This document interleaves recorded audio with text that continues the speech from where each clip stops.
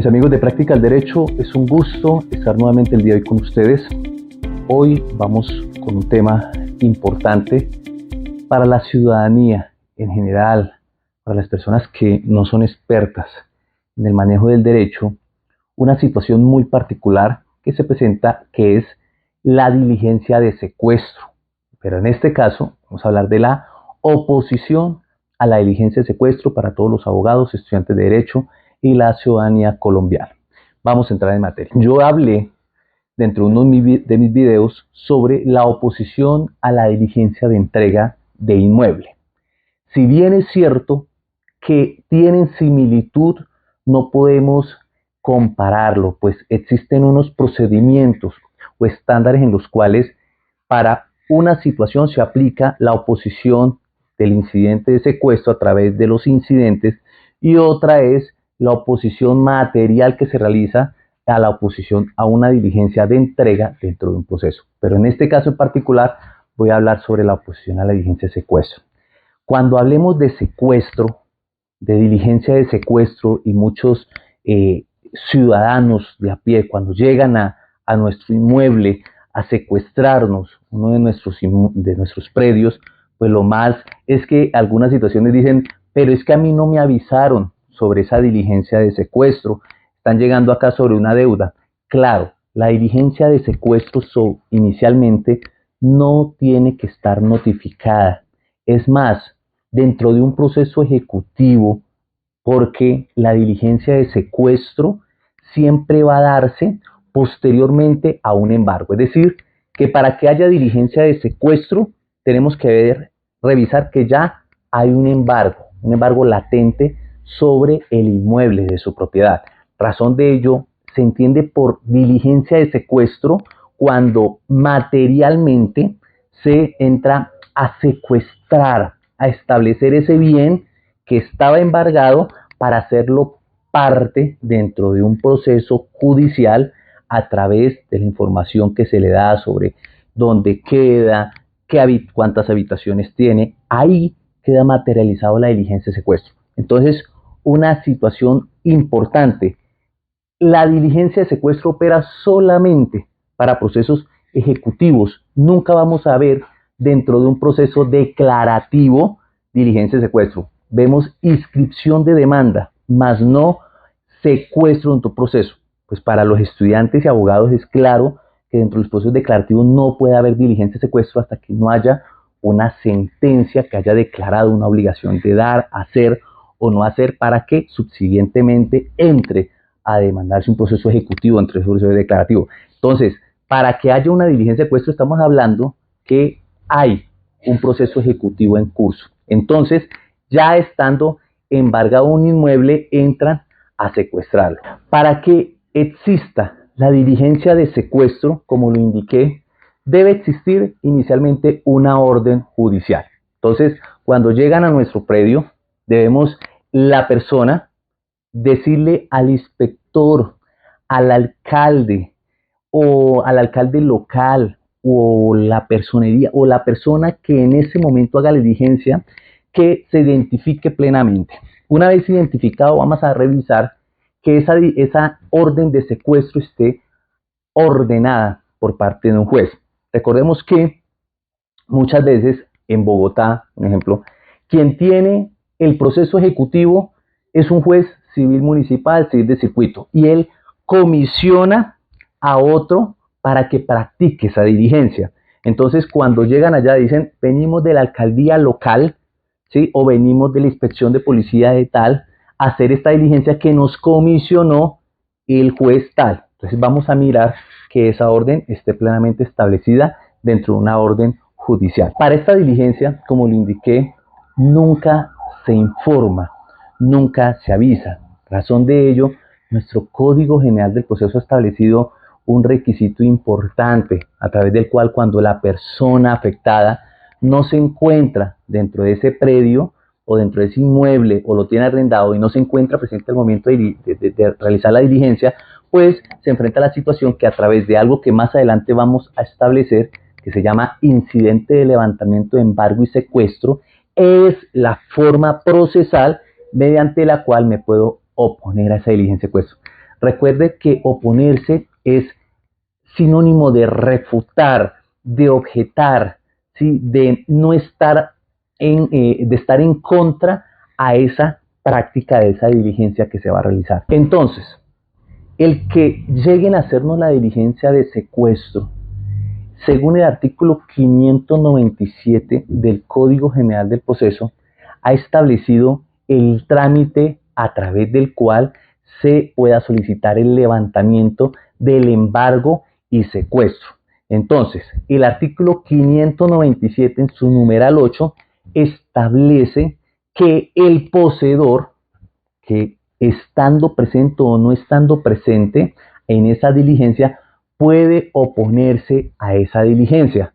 Pero ¿qué pasa? Mis colegas y estudiantes de Derecho y Ciudadanía en general, cuando llegan a hacer la diligencia de secuestro, muchos abogados entorpecen las diligencias diciéndole a la persona cierre, no abra la puerta, cuando eso no es el deber ser. El deber ser es que para ello nuestro Código General de Proceso ha establecido que después de practicar esa diligencia de secuestro, el poseedor puede refutar y ordenar, solicitarle al juez que levante ese embargo y secuestro que practicó.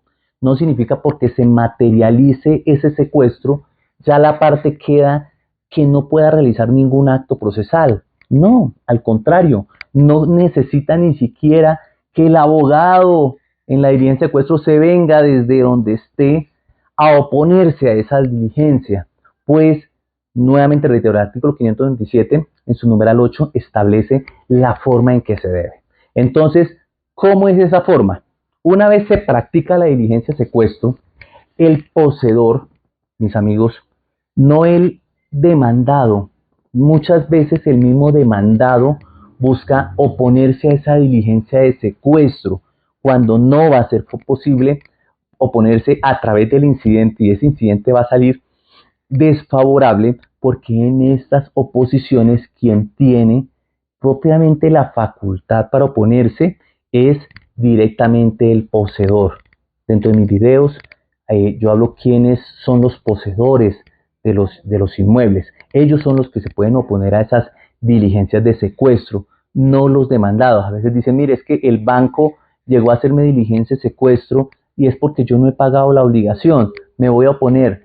No se podrá oponer, o si se presenta algún incidente posterior a la diligencia de secuestro, va a ser desfavorable. Entonces, no desgastar a la Administración de Justicia en ese sentido, porque va a ser desfavorable ese incidente. Ese incidente es propiamente para el poseedor, el que ha tenido detentado el predio por 1 año, 2 años, 3 años, los que sean, pero en calidad de poseedor, y es él quien deberá probar su calidad de poseedor para que a través del incidente, ya hablamos, vamos a ver cómo se presenta el incidente, el juez pueda decir, sí señor, yo doy la orden para que levanten ese embargo y secuestro que fue decretado sobre ese inmueble. Entonces, ¿cómo actúa la parte dentro de ese proceso? Entonces, una vez se practica la diligencia, si el poseedor no estuvo presente a esa diligencia, fue y era el que tenía en arriendo y lo llamó, don fulano, es que están haciendo la diligencia de secuestro. Ah, bueno, listo, déjelos ingresar y que alinderen esa parte. Dentro de los 20 días subsiguientes a esa diligencia, ojo, si el juez que practica esa diligencia es el mismo que conoce el proceso, los 20 días se cuentan a partir del día siguiente a esa diligencia. Pero, como lo indiqué desde el comienzo del video, el juez que conoce el proceso ejecutivo puede comisionar al inspector de policía, al alcalde local, para practicar una diligencia de esas, o a un juez de otro territorio.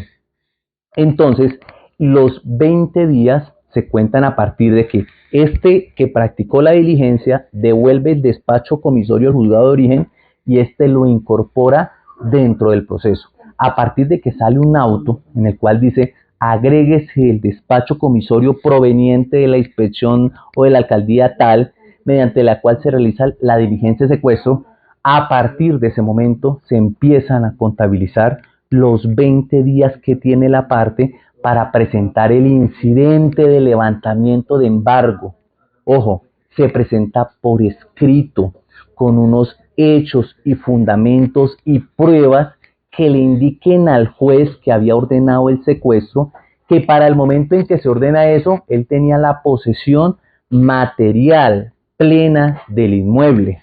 Razón de ello, en este proceso se inicia el incidente donde se decretan pruebas, se practican las pruebas y el juez, a través de la decisión, procede a informarlo. Pero ¿qué pasa cuando una vez se hace la diligencia de secuestro y el poseedor está dentro del inmueble, está ahí en ese momento? ¿Sí? Fácil, mis estudiantes y abogados. Los términos se reducen a 10 días, a partir de que nuevamente la misma. Si es el mismo que realizó la diligencia, es el mismo juez de conocimiento, 10 días a partir del momento de que se realiza la diligencia, a partir del día siguiente. O si es por comisionado, cuando lo devuelvan e incorporen, los 10 días se contabilizan a partir de que se incorpora ese despacho comisorio estando eso. ¿Qué recomendaciones para la persona que le hacen una diligencia de secuestro en calidad de poseedor y que está desprotegido, no tiene pruebas, no sabía cuándo le llegarían? Porque es que es el problema. El problema es que cuando van a hacer las diligencias de secuestro nunca se avisa en la primera ida. Si van en la primera ida y encuentran abierto, abren y atienden la diligencia, cuando hacen la primera ida, golpean, no hay, es obligación informar y dejar un aviso donde le informen que para la próxima se va a comparecer a ese inmueble para que estén ahí pendientes de atender la diligencia. Pero no significa que ese día tenga que haber oposición, tenga que haber una oposición plena, absoluta, pues para ello está el incidente de levantamiento de embargo y secuestro, el cual nuevamente se presentará ante el juez de conocimiento. Muchos inspectores de policía cometen ese grave error, o los mismos abogados, que cuando hacen la oposición, entonces dijeron, ya no se le admite oposición porque no estuvo presente en la primera diligencia, entonces está la segunda, entonces ya no la admite.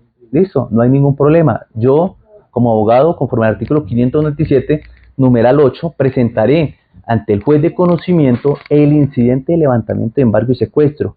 Listo.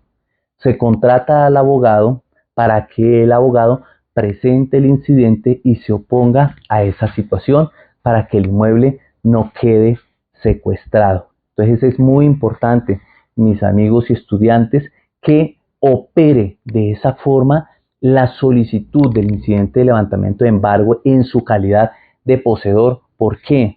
Porque si es vencido y no presenta el incidente dentro de los 10 días, dentro de los 20 días en el juzgado de conocimiento, no los presenta, pues el inmueble quedará legalmente secuestrado y en ese momento se entiende que pierde la posesión material del inmueble.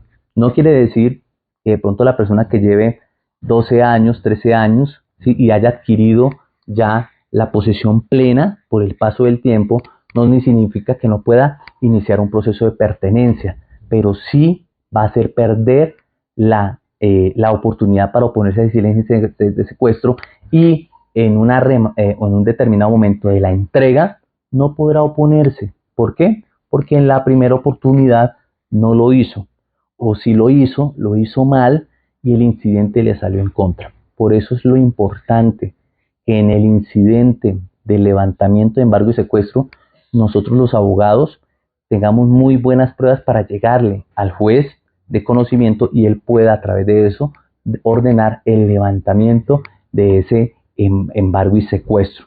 Así es que opera la forma de oponernos a una diligencia de secuestro y la forma en que podemos ayudar a la comunidad para que a través del conocimiento procesal tengamos las herramientas para poder solicitarle el levantamiento de embargo y secuestro. Entonces, de esta forma, mis amigos, una forma práctica, rápida, minuciosa de aplicar el artículo 597 subsiguientes del Código General de Proceso, específicamente el numeral 8 del Código General de Proceso para hacer nuestra oposición, resaltando que la parte probatoria sí está en cabeza de cada uno. Por eso lo importante es establecer muy bien las pruebas, como si se tratara de allegar una prueba sumaria sobre la posesión. Así lo establece el numeral octavo del 597. Una prueba sumaria de la posesión. ¿Y eso cómo lo hacemos? dentro de nuestro incidente de levantamiento, donde vamos a practicar testimonios, interrogatorios y todas esas situaciones. Entonces, algo muy importante para eso.